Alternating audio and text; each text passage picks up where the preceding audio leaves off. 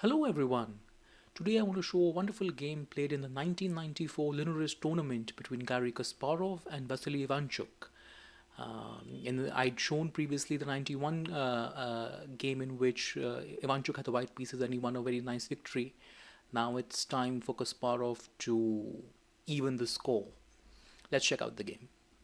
So we have d4, knight 6, c4, c6, knight c3, d5. The Semi-Slav is on the board. Knight f3, e6, bishop g5, and c takes d4. Not waiting till the light square bishop is developed, which makes white waste a tempo, but going to defend the pawn in this variation. e4, attacking the pawn and going for e5 immediately, and b5. And it's not a piece sacrifice after e5 because there is h6 here, pushing the bishop to h4 and g5 even. Now the point is not to retreat with the bishop, it's to knight takes g5, h takes g5 and bishop g5. And after on the next turn, white can capture on f6. nbd7, adding some defense, e takes f6 and bishop b7 first. g3 and c5, hitting the rook on h1, but d5, blocking. Knight takes f6. And here, there was an interesting moment. D into e6 is actually possible because it offers a queen trade and then threatens to capture on f6. And of course, e into f7 check can be thrown in some variations. That could also be possible. Bishop g7 here would be needed to defend on f6 and rook g1, getting out of the way. And queen b6.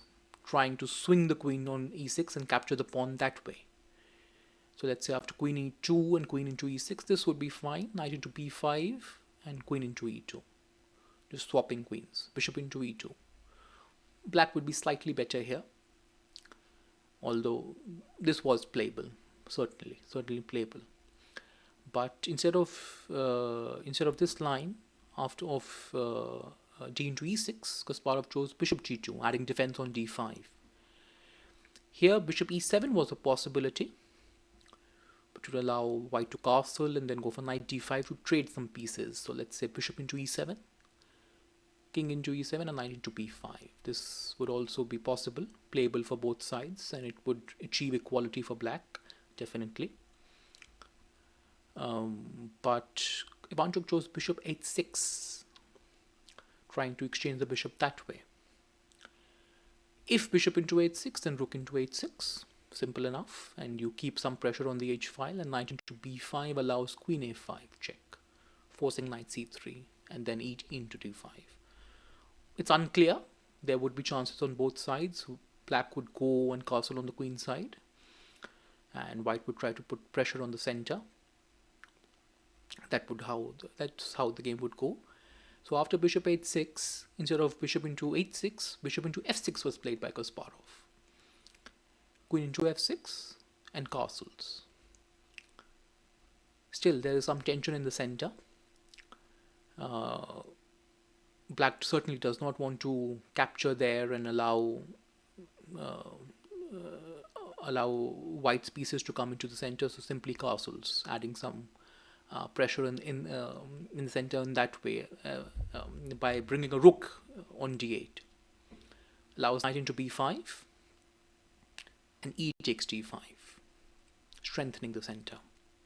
Knight into a7 check and king b8, and knight comes back to b5. Here, capturing the b2 pawn would not be very good because queen a4 comes and puts pressure on a7. And of course, the rooks can come on b1 and put pressure down the b file as well. So it's best avoided. So bishop g7 was played here, opening the rook's attack down the h file. a4 by white, starting some pawn storm ideas. And queen h6, putting pressure on h2. Again, we don't want queen into b2. h4. And again, if bishop into b2, then rook b1. We'll have the similar idea. There is no c3 over here because queen f3 comes, it pins the pawn on d5, it puts pressure on c3, the knight and the queen both attack it. There could be ideas of queen f4 check should the queen on h6 ever move. Let's say queen g7 to defend c3, then queen f4 into c7, that could be possible. So after, let's say, rook b1, queen f6 would be needed to defend that way, and queen c2, putting pressure on c3. This is very unpleasant to play. It gives a lot of activity to white. So bishop f6 was played, putting pressure on the h4 pawn. And queen e1 by Kasparov. Queen could go to a5. The queen is looking along the h4 pawn diagonal. It could come to e5 should the bishop ever move, and that's exactly what happens in some lines. That's something that can happen in some lines. Bishop into h4 is played, and not queen e5 check here. And certainly because if queen e5 check, king a8 and knight c7 is not sufficient really.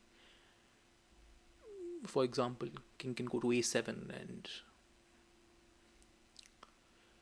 this really does not give anything to white. Let's say knight d5, but rook into d5.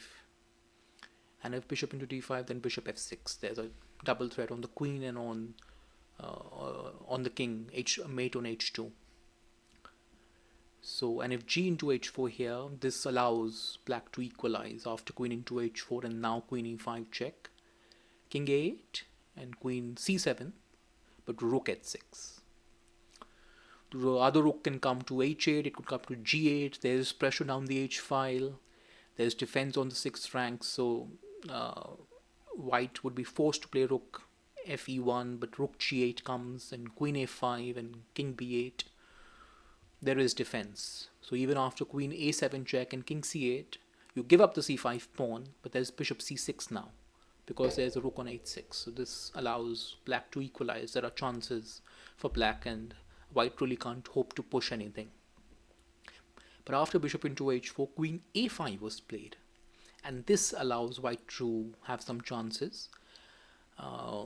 Queen a7 check is a threat. The bishop is still hanging, so bishop is brought back to e7. Bishop into d3 just doesn't have enough firepower as yet, because after bishop into g3, queen in a7 check, king c8 and queen c5 check, this allows enough to give white the advantage. The piece sacrifice is not justified at all. White has attacking chances here.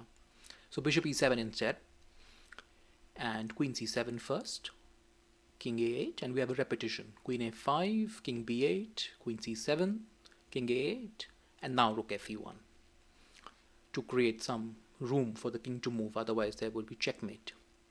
Bishop d6 here, getting the bishop out of attack and also preparing to go to b8. Queen b6, the queen no longer will get exchanged on b6, it's not hanging there anymore, and bishop b8, offering a queen trade as well and also defending a7. a5, a good move by Kasparov. So of course the queens can't be traded now. A into b6 would come with check. So rook d7 here, just strengthening along the 7th rank. Rook e8, a very good move by Kasparov, just deflecting the black rook. If rook into e8, of course queen into h6, this is not possible. So first queen h2 was tried, forcing king f1. If rook into e8 here, then a6 is very strong. There is no place for the bishop to move. There is no place for the bishop to move. And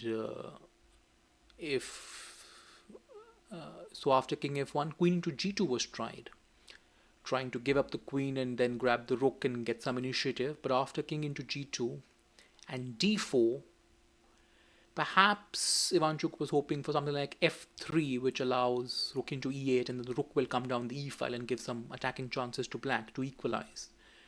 And let's say a6, rook e2 check, king f1 and bishop into f3. And black is okay here. Black can hold on. So even let's say a7 and bishop into g3 is possible, and you'll have queen c5 and rook f2. The rook will keep checking the white king. If let's say after d4 you have king f1, then again rook into e8. White is better, but black has some chances to hold. But the move Kasparov played is just wonderful. He gives back the queen. Queen into b7 check.